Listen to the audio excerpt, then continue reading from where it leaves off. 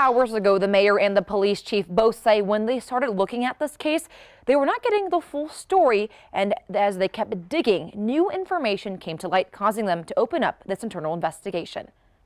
When I first started looking at the Stewart case, we did not get the full story. At least 6 members of the Albuquerque Police Department. From the onset, we only had a snapshot of the information about this case, and it just didn't sit right with me at that time. Are now under an internal investigation. As we dug deeper with our fact-finding, it became clear that we needed the full picture. Following weeks of Target 7 pressing the department for answers, APD now saying they have new information about officer interactions with James Stewart, Terry Sanchez, and their children. This crystal clear answer is going to come from this internal affairs investigation. There's a lot of speculation to begin with of what happened.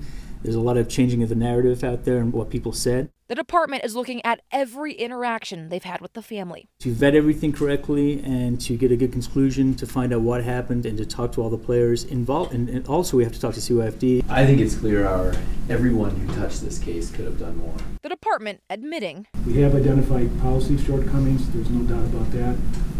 These things are supposed to be updated on a regular basis, and this might not have been. our city will soon see a handful of policy changes for the department, including evidence collection, body camera video retention, and taking children into protective custody.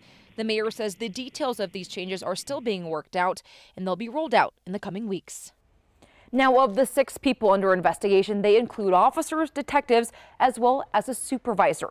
An internal investigation takes between 90 to 120 days to complete. After it's finished, the department says they should have a complete picture of what happened and if any policies were violated, and if so, if anyone will be disciplined. Sasha Lenander, KOAT Action 7 News. But APD told us today the officer who was given the child's bloody underwear did more than what's asked of him. Anchor Royal Day is here to explain. Well, Doug, this officer has been under a lot of scrutiny for not taking the girl's bloodied underwear as evidence. The child's teacher claims she gave them to the officer. Tonight, APD shed some light on why this happened. A spokesperson says that officer did a welfare check on the family at their hotel and then took it upon himself to go to the girl's school to talk with the teacher. APD says this is something he did not have to do, but did. Because the teacher couldn't say for sure a crime was committed, APD claims the officer could not do more. A spokesperson also says that officer called a detective to find out what to do with the underwear.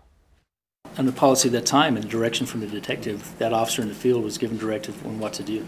And he had set up everything had a field investigator awaiting. He was given direction not to take that clothing. That officer went above and beyond and went to the school and then was presented with that clothing. APD has yet to name the officer or the detective involved in this part of the investigation. Royal Day, KOAT Action 7 News.